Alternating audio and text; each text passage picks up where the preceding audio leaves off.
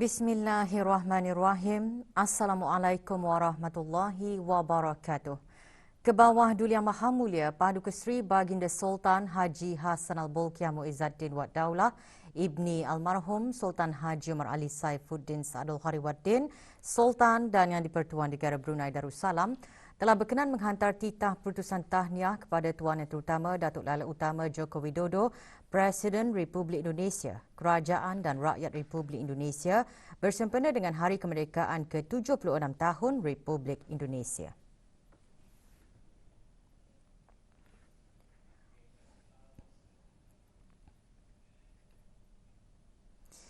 64 kes baharu jangkitan COVID-19 dilaporkan kemarin di negara Brunei Darussalam menjadikan jumlah keseluruhan kes di negara ini meningkat kepada 787 kes. Yang Berhormat Datuk Seri Setia Dr. Haji Awang Muhammad Isham bin Haji Jaafar, Menteri Kesihatan mengongsikan perkara itu semasa sidang media situasi terkini jangkitan COVID-19 di Dewan Al-Afiah Kementerian Kesihatan. Menteri Kesihatan juga menyatakan dua kluster baharu turut dikesan iaitu kluster 635 dan kluster SKH Gadong. Menyertai sidang media tersebut, Yang Berhormat Datuk Seri Setia Dr. Awang Haji Muhammad Amin Liu bin Abdullah, Menteri di Jabatan Perdana Menteri dan Menteri Keuangan dan Ekonomi kedua. Terdapat tambahan kes-kes baru pada kluster-kluster aktif yang sedia ada. 10 kes bagi kluster Sempurna Enang, 10 kes bagi kluster Chonghua KB, 4 kes bagi kluster ABCI, 4 kes bagi kluster Champion 7, 3 kes bagi kluster BSPHQ, 2 kes bagi kluster Al-Falah Freda Radin, 1 kes kluster 477 dan 1 kes lagi bagi kluster IBTE KB. Selain itu, terdapat 2 kluster baru dikesan.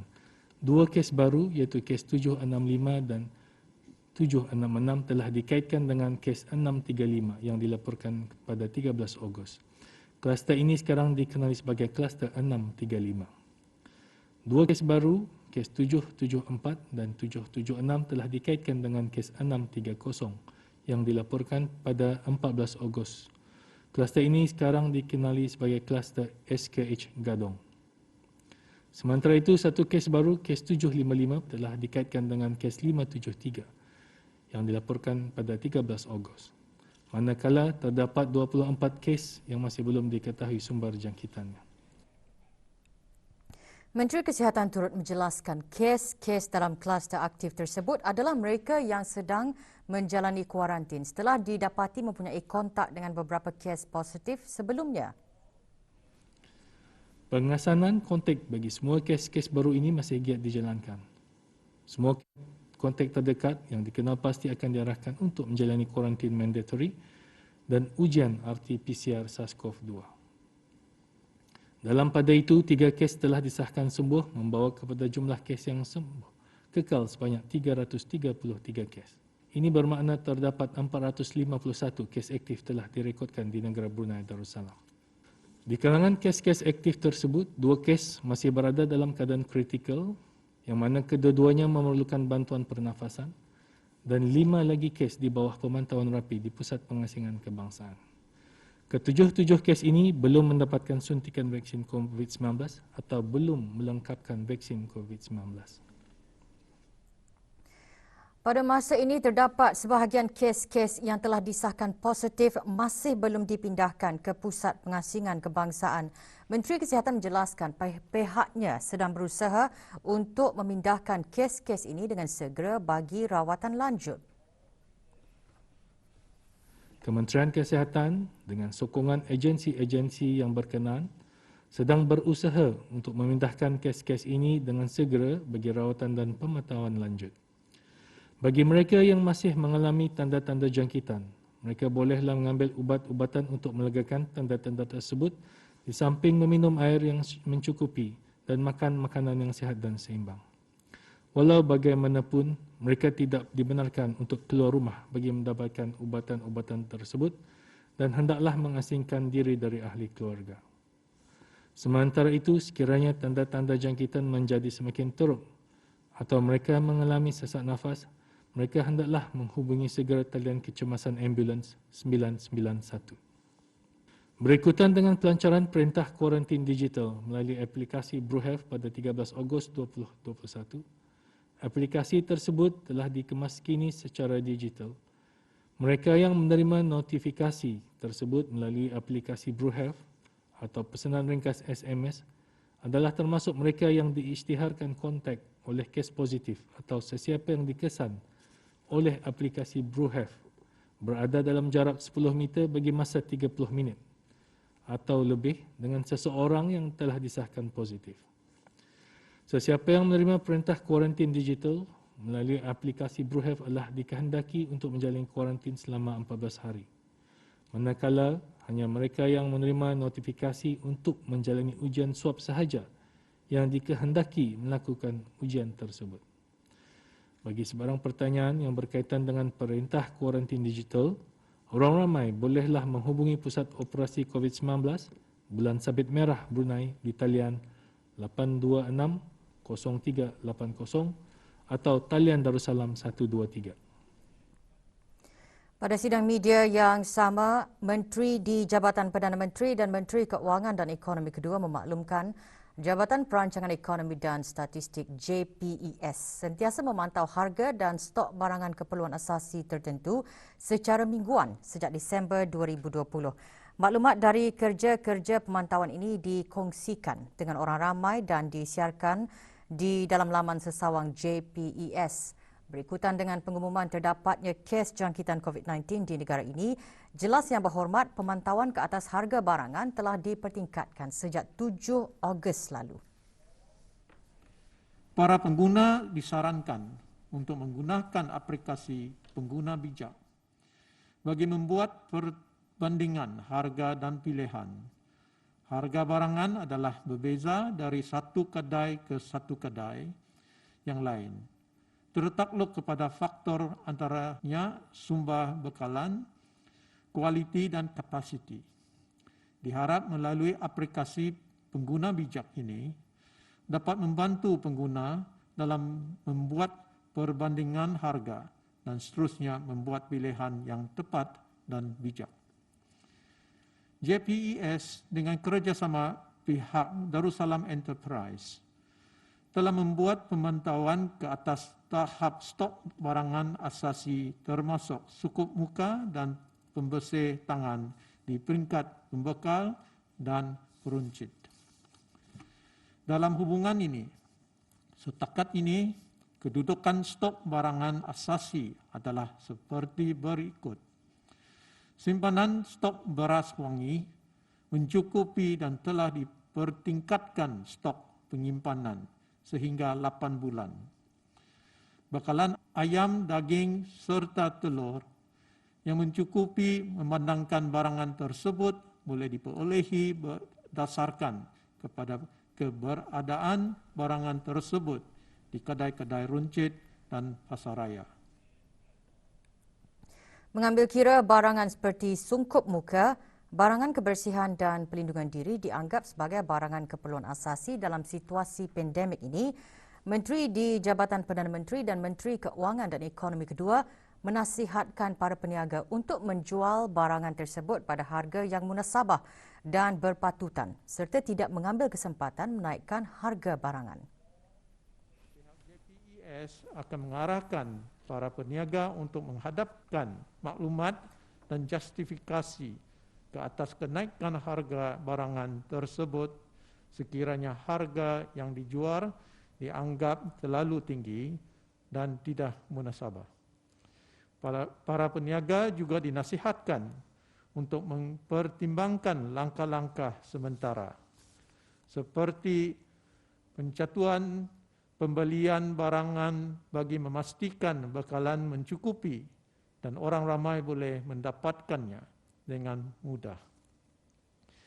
Di kesempatan ini, JPES menyeru kerjasama berterusan dari pihak peniaga untuk memberikan maklumat-maklumat harga dan stok yang tepat dan benar. Pemberian maklumat palsu kepada pegawai dan kaki tangan kerajaan adalah menjadi satu kesalahan yang boleh dikenarkan hukuman di bawah bab 177 Kanun Keseksaan yang boleh membawa hukuman penjara hingga 6 bulan atau denda RM4,000 atau kedua-duanya. Sebarang isu dan harga pengguna yang berkaitan dengan amalan perniagaan para peniaga yang tidak beretika, orang ramai bolehlah menghubungi JPES melalui talian pengguna Darussalam 123 atau WhatsApp ke 8333 123. Aduan pengguna juga boleh disalurkan melalui pengguna bijak atau email kepada aduanpengguna@jpes.gov.bn. Sementara itu menyentuh mengenai tempoh kuarantin bagi kontak yang melakukan ujian swab telah menjalankan tempoh kuarantin 14 hari, terdapat sebilangannya tidak menerima notis kertas. Menteri Kesihatan menjelaskan sebagai kontak yang positif diarahkan menjalankan ujian swab sebelum menjalani kuarantin selama 14 hari. Bagi individu yang kurang sihat akan diberi arahan pengasingan diri, namun jika didapati menjadi kontak melalui aplikasi BruHealth, ia boleh bertukar daripada notis pengasingan diri kepada perintah kuarantin.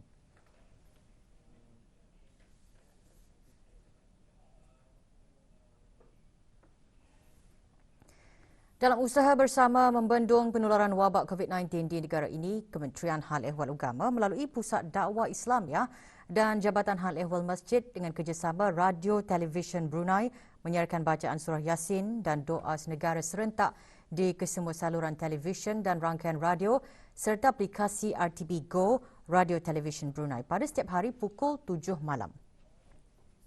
Bismillahirrahmanirrahim. Yasin wal Qur'anil Hakim. Orang ramai secara persendirian maupun bersama keluarga di rumah masing-masing adalah dianjurkan dan dialu-alukan bagi mengikuti siaran tersebut dan membaca bersama-sama dengan niat ikhlas lagi murni, memohon kepada Allah Subhanahu Wa Taala semoga kita semua, rakyat dan negara akan terselamat dan terlindung dari apa jua bala dan segala jenis penyakit khasnya wabak COVID-19 yang melanda negara Brunei Darussalam.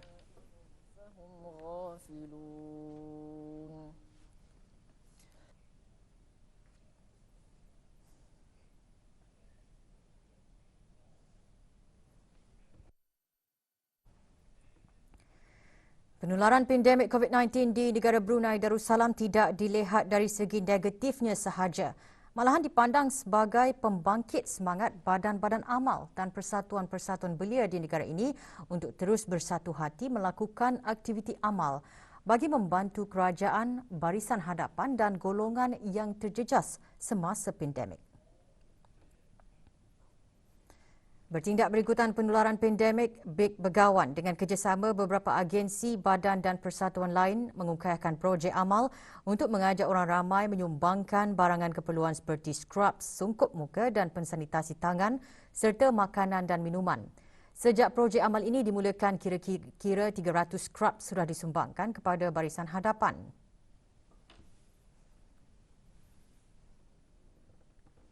Orang ramai menyumbangkan sungkup muka kepada para pekerja asing dengan harga RM1 satu mask.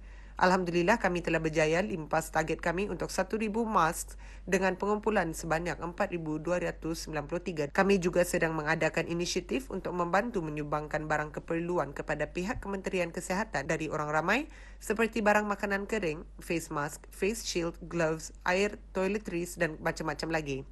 Semua barang-barang ini boleh dihantar oleh orang ramai ke OGCC Rimba setiap hari dari pukul 11 pagi sehingga 9 malam. Sementara itu, sumbangan sungkup muka bagi golongan yang kurang berkemampuan dan kurang pendapatan antara inisiatif amal yang membolehkan orang ramai membantu menyumbangkan sungkup muka untuk RM1. Untuk maklumat lanjut, layari Instagram BIG Begawan Project.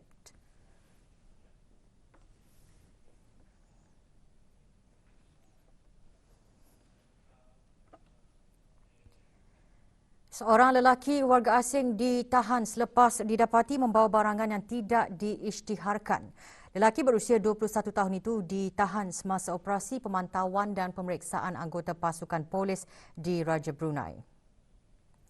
Menurut siasatan dan risikan awal keanggotaan Balai Polis Bangar, suspek bersama kenderaannya didapati keluar dari persimpangan Kampung Batang Tuau dan menahan suspek di kawasan Jalan Labu, Batu Apoi, daerah Temburong. Hasil pemeriksaan menemukan sejumlah produk pembersih kuman dan barangan lain yang dipercayai tidak diisytiharkan.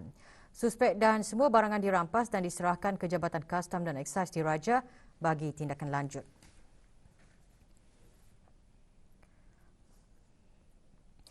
Seorang lelaki warga negara Malaysia didakwa atas kesalahan di bawah Bab 5-1 Akta Imigresen Penggal 17 kerana masuk ke negara ini tanpa melalui pos kawalan imigresen yang diisytiharkan. Hanafi bin Amit, 37 tahun, juga didakwa kerana masuk ke negara ini secara haram. Hukuman bagi kesalahan pertama 2 bulan penjara, manakala bagi kesalahan kedua iaitu 3 bulan penjara dan 3 kali sebatan. Hukuman dijalankan serentak iaitu 3 bulan penjara dan 3 kali sebatan.